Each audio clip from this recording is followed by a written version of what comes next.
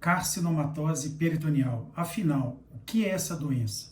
Neste vídeo, nós vamos conversar um pouco sobre os conceitos e definições do que é a carcinomatose e como ela deve ser tratada. Eu sou o Dr. Daniel Paulino, cirurgião oncológico, especialista no tratamento das neoplasias peritoneais.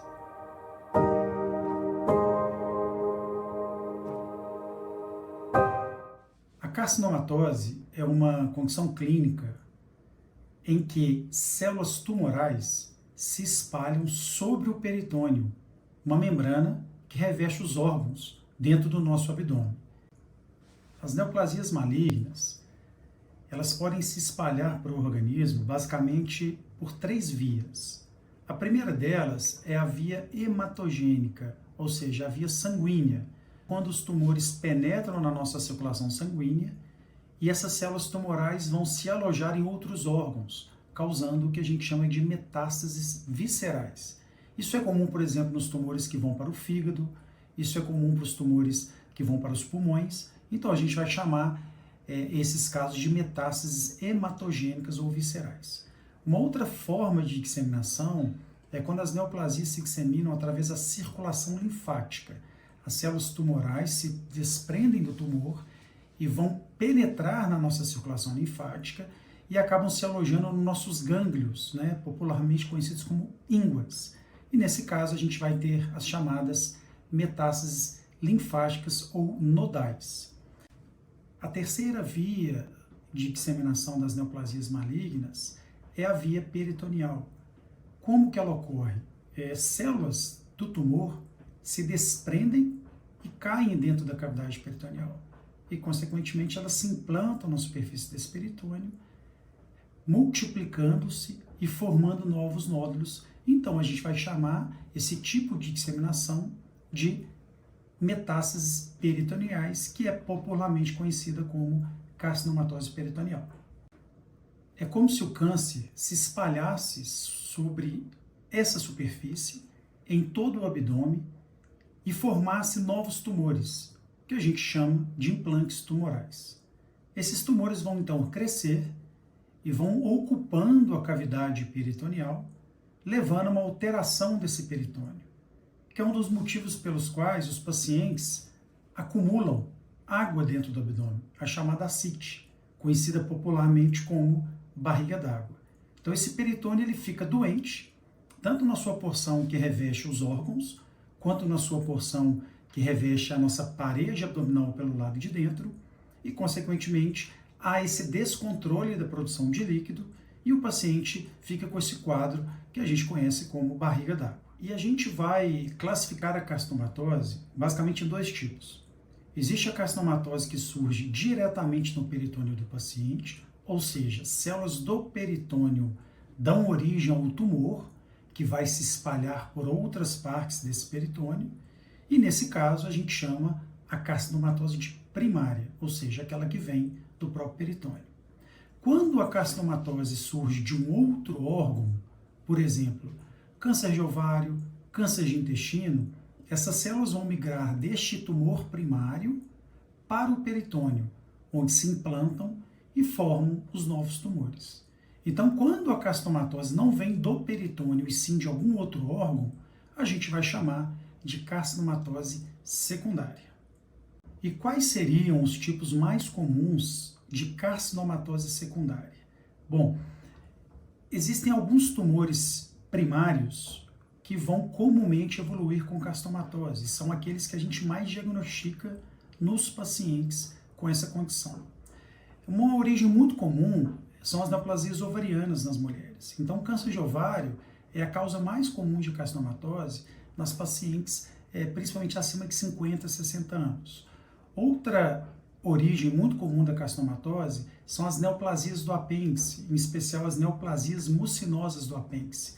São cânceres que crescem no apêndice secal e vão evoluir com essa disseminação peritoneal e é muito comum a formação de uma ascite na forma de mucina. E essa apresentação clínica a gente chama de pseudomixoma peritoneal. Existem também carcinomatoses secundárias aos tumores do intestino grosso, aos tumores do pâncreas e também tumores do estômago. São as outras formas mais comuns, quando a gente fala dos tumores do aparelho digestivo. E como que o paciente geralmente apresenta, do ponto de vista clínico, um quadro de carcinomatose?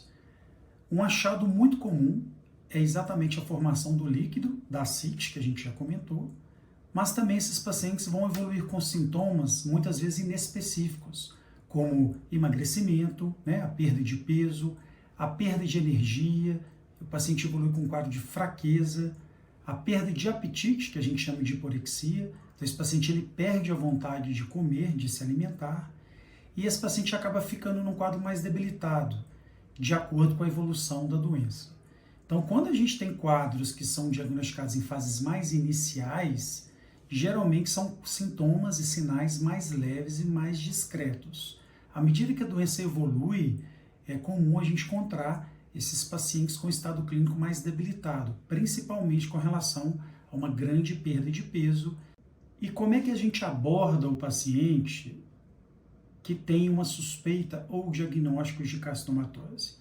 O primeiro passo é a gente entender exatamente qual que é a origem dessa doença que está no peritônio. Se é uma carcinomatose primária, se é uma carcinomatose secundária, ou seja, se ela vem de algum órgão, e qual seria esse órgão. Porque o tipo de tumor ele vai ser muito importante para a gente definir as opções de tratamento. Então a gente precisa fazer um rastreamento desse paciente com exames de imagem, com exames de laboratório e tentar identificar qual seria então a origem dessa doença que agora encontra-se disseminada pelo peritônio.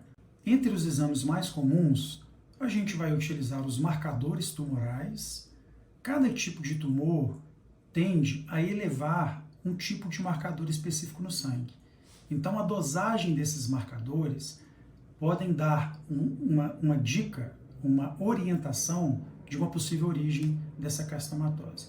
Por exemplo, aquelas pacientes que são portadoras de carcinomatose secundárias a câncer no ovário, a tumores de ovário, a gente vai ter elevação de um marcador, que é o CA-125. Outros exames que a gente vai poder utilizar são os exames endoscópicos, como a colonoscopia ou a endoscopia digestiva alta, principalmente nos casos em que a gente tem uma suspeita de carcinomatose originária do sistema digestivo. Por exemplo, a colonoscopia vai ser útil naqueles pacientes em que suspeita-se de uma neoplasia do intestino grosso, como causa da carcinomatose, e a endoscopia digestiva alta vai ser útil naqueles pacientes em que há uma suspeição de um câncer de estômago, por exemplo. Os exames de imagem também vão ser muito úteis nesse cenário. A primeira investigação que se faz através de imagem é basicamente o ultrassom. Então é muito comum que o paciente faça um ultrassom, né, identifique basicamente o quê? Presença de líquido, de ascite dentro do abdômen. O ultrassom é um exame muito limitado, ele nos dá muita pouca informação com relação à origem dessa carcinomatose. É por isso que a gente vai estender essa investigação, essa propedêutica, com exames de imagem que são mais apurados, que nos fornecem mais informações. A tomografia computadorizada também pode ser útil na identificação de massas ovarianas, né? A causa mais comum da carcinomatose em mulheres a partir dos 60 anos é o câncer de ovário. Então a gente pode também identificar na tomografia a presença de massas nos ovários, o que seria altamente sugestivo de origem ovariana nesses casos de carcinomatose. Um outro exame de imagem que é útil para a gente investigar e também avaliar a quantidade de doença presente dentro do abdômen é a ressonância magnética. A ressonância ela tem algumas propriedades, alguns recursos que nos permitem avaliar de maneira um pouco mais detalhada esses nódulos e a gente consegue dessa maneira quantificar, né, qual seria o volume de doença de carcinomatose dentro do peritônio. Isso é muito importante para a gente planejar o tratamento, porque a possibilidade de se fazer a cirurgia citoredutora para a remoção dessa carcinomatose está diretamente ligada ao volume de doença que a gente vai encontrar na cavidade. Muitas vezes, apesar de realizarmos todos esses exames de imagem, a gente não consegue definir a origem mais provável da carcinomatose e mesmo quando a gente tem essa origem definida ou com uma suspeição maior, é importante que a gente obtenha material por algum meio para a realização de uma biópsia, para que a gente confirme do ponto de vista histológico, ou seja, faça um exame de avaliação do tumor em si, para definir esse diagnóstico e, consequentemente, a gente conseguir definir o tratamento. Quando a gente tem a presença de um tumor, por exemplo, do intestino grosso, a colonoscopia pode obter o material do intestino, do tumor que está dentro dessa luz intestinal e fechar o diagnóstico. A mesma coisa quando a gente tem um tumor de estômago. A endoscopia é capaz de realizar a biópsia e também nos dar esse diagnóstico definitivo. Entretanto, quando a origem é indefinida ou são de órgãos que estão dentro do abdômen e a gente não tem acesso por exames endoscópicos, a gente pode lançar então mão de um outro recurso, que é a laparoscopia ou videolaparoscopia. A laparoscopia, ela consiste em um método diagnóstico que é feito através de um pequeno procedimento cirúrgico. Nós introduzimos uma microcâmera através de uma incisão pequena no abdômen, normalmente através da cicatriz umbilical, em que com essa câmera a gente faz uma avaliação da cavidade peritoneal e avalia qual que é o estado dessa castomatose. Nós então realizamos mais uma pequena incisão e introduzimos uma pinça através dessa incisão e dessa forma a gente consegue colher material, ou seja, fazer biópsia de um implante peritoneal. E é muito comum que na primeira avaliação desse material a gente não consiga fechar o diagnóstico, porque muitas vezes a gente vai fazer um diagnóstico de um tumor indiferenciado, em que o patologista não consegue definir ainda qual que é a origem desse tumor.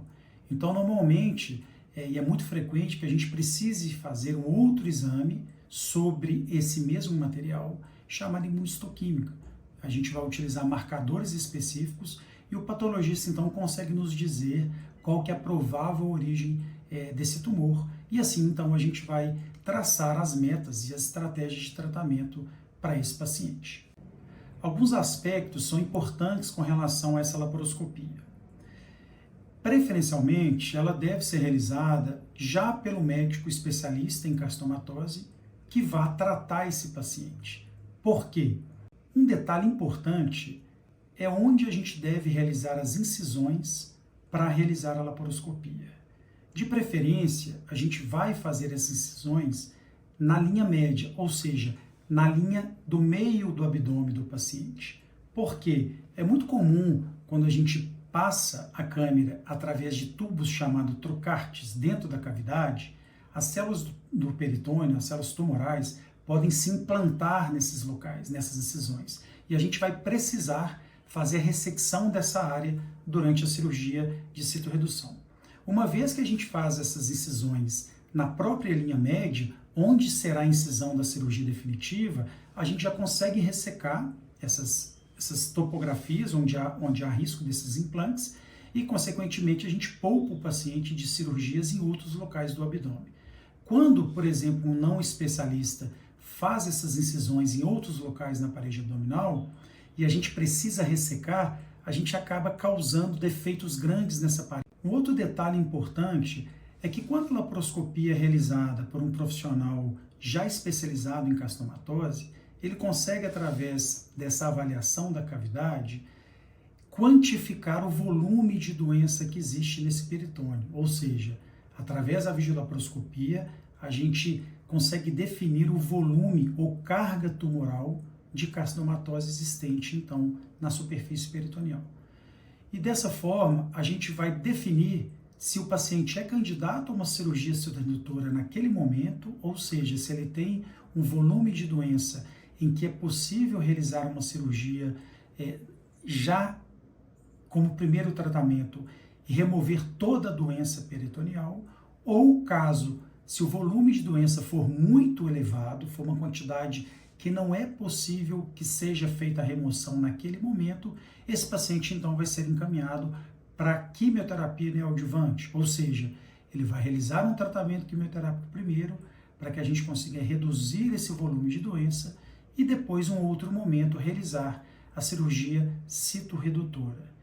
Isso é muito comum, por exemplo, nas neoplasias do ovário, que são neoplasias muito sensíveis à quimioterapia, e quando diagnosticadas em um volume muito grande de doença, a gente sempre vai preferir a quimioterapia neoadjuvante, depois seguido da cirurgia citorredutora de intervalo para essas pacientes. Então é muito importante compreender que quando a gente está perante um quadro de carcinomatose peritoneal, o primeiro passo é a gente entender qual é a origem dessa carcinomatose. Então é necessário que seja realizada essa investigação para definir o tumor que está causando a carcinomatose, e só assim a gente pode traçar as estratégias de tratamento, que basicamente vão se resumir em quimioterapia sistêmica, ou seja, quimioterapia na veia, a cirurgia citorredutora, com o intuito de remover essa doença do peritônio, e a utilização da HIPEC, que é a quimioterapia hipertérmica dentro do peritônio, que vai auxiliar no controle da doença.